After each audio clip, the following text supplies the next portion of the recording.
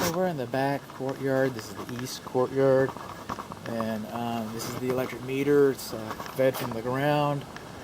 We should have a main ground for the structure. The thing about this structure, though, about should have and so forth, is that because this is a multi-housing townhome arrangement, the grounding might, be handled another way through the conduit and through the main trunk on the home.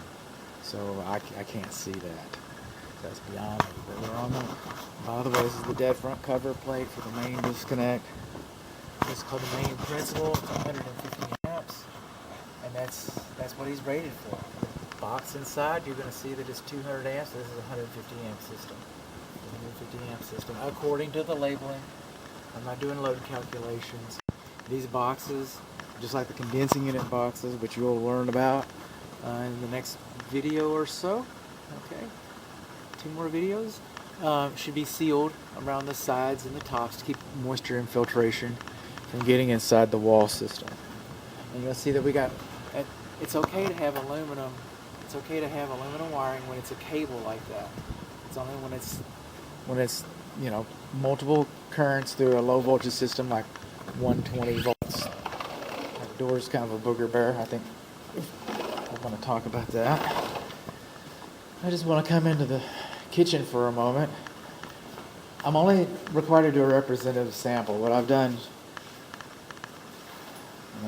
I've done 2. Okay. I opened up 2 electric junction boxes. Receptacle outlets. Okay, these are outlet boxes, and the receptacle is the device. So if we'd have an outlet box and a switch, or an outlet box and a receptacle.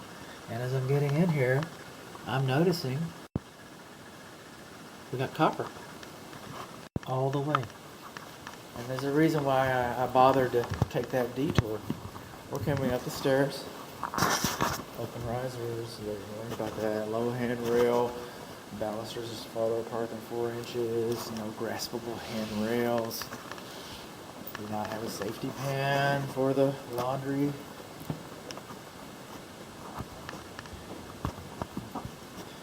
This is the upstairs, and the home faces west. So this is the upstairs, east bedroom. Probably because there's one downstairs. Every bedroom has a bath, but because this bedroom has a larger closet, a larger bath, and a fireplace, and then this is probably the main bedroom or the principal bedroom. And sliding door to the patio. Inside the main bedroom, principal bedroom, closet, you're not supposed to have electric service panels located in closets. And this panel has been replaced for reasons I don't know. And coming along here, and that's our aluminum cables. At this point, there's a lot of discussion about this, okay? But the Texas Real Estate Commission says that if these cables do not have antioxidant paste on them, then I've got to call that deficient. And there's some argument about that. So, what's going in here? What's my mystery? My mystery is, look at all those ground wires. What are all those ground wires for? They're aluminum. And at this point, low voltage should have antioxidant paste on there. But is there something more going on? There's something more going on. That's the 4th strand. Those aren't even ground wires. I went on all that investigation for no good reason. Those are not supposed to be lugged like that. This is discovery. You're learning my process. Those are not supposed to be lugged like that. All this one whole cable is supposed to be attached to that bus bar, but with a lug that can hold the cable. You don't just split up stranded cable and bolt it in like that. That's crazy. That's crazy wrong. That's what that is. What else have we got over here? See these 3 ground wires right there? Now we have 2. And this ground wire, because it's twisted around, it'll act right. Should act right. But it's not lugged in. That's it's a floating ground wire. Huh. How about that? Okay. That's my discovery. So what did I bring you up here for? What did I already know? I knew some things. I knew some things. One of the things I know is you're not supposed to have more than an 1/18 of an inch. Okay, eighth of an inch. Not more than an eighth of an inch gap in the cabinet. I know they took another cabinet out. Electric service panels are not supposed to be located in closed closets. Alright? So they didn't pull a permit to replace this cabinet. Get it? No permit.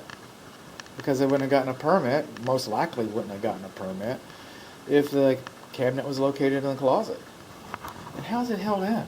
I don't know. I was pulling on it. It's wedged in there pretty tight, but I can't see one screw. And I don't want screws. I was looking for them. I want nails. I can't see one fastener. I can see one nail. So even though it's tough on me to pull, alright, but if this structure was to experience like a tornado, for example, this cabinet would stand a much better chance of staying in place. Yeah, I know it's a bad day if you get a tornado. It's already got a bad day. I get that. But it would stand a much better chance of staying in place if it had been, properly fastened into the wall. Just saying. Alright, these are called knockouts. No, you're not supposed to have all that room. And see that large knockout? That's for L1 and L2. Which they brought these cables in here too. See all these little knockouts? Those are for these cables. You're not supposed to bring more than 2 cables into a panel at the same time, in the same hole. It's called the skin effect. It's very common. I hate discounting my work. I got it at my house. My house is not for sale. I get it. And fixing it would be, a pain in the butt, except that they replaced the panel. They could have fixed it this time. Look at all that room in there. Look at all that room they could have used. Huh. So what this does is that compromises the fire blocking. This is a metal cabinet. Why? I don't know. We're trying to keep the fire inside of it. Is that going to keep the fire in? No, it's not going to keep the fire in at all. Well, the idea is not to have a fire, but you know what? That's an air conditioning unit, and that's an air conditioning unit. They're both overfused. Which probably won't cause a fire.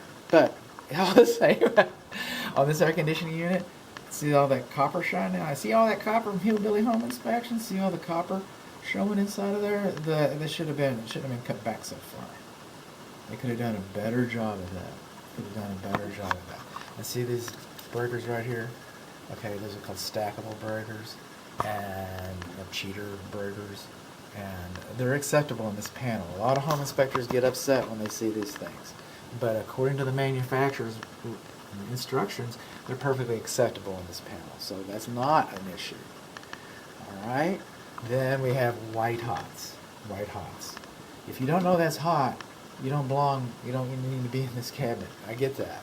But at the same time, you do have white hots. There's another thing. This middle one right here, that's your main neutral, and then this unstranded, okay, braided. It used to be braided ground, and then that's your neutral, and that should be wrapped with white tape. And if you don't know that that's the neutral for this panel, again, you do not belong in this cabinet. And if you do not know these white are hot, you do not belong in this cabinet. But they're supposed to be. There's a reason. The code says that you're supposed to wrap them so that somebody that doesn't belong in this cabinet could open it and understand what it is.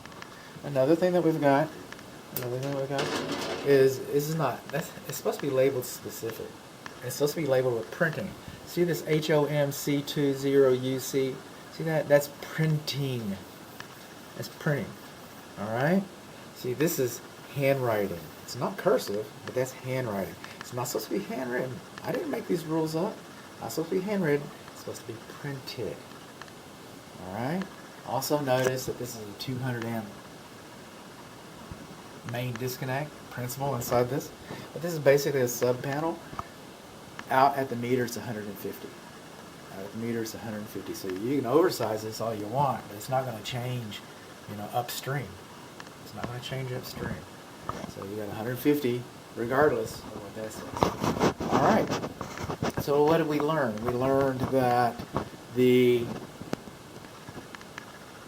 panel's not properly labeled. We learned that we got more than 1/8 of an inch gap. We learned that we got holes in the knockouts. We learned that we got bundled.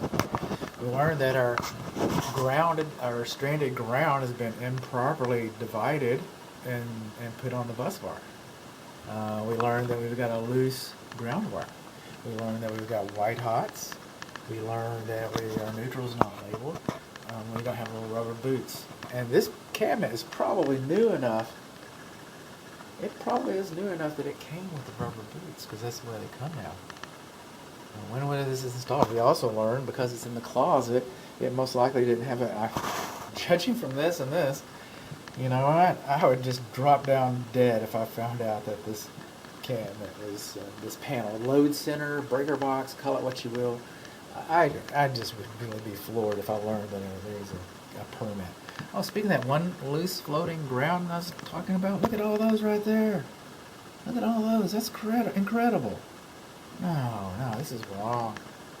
And you know, I'm a hypocrite about a lot of stuff. My cabinet's not right. Remember I told you I had bundling? You know, but I would, you know what? If it was in my home, I would have this cabinet, this load center, breaker box, whatever. I'd have it reinstalled.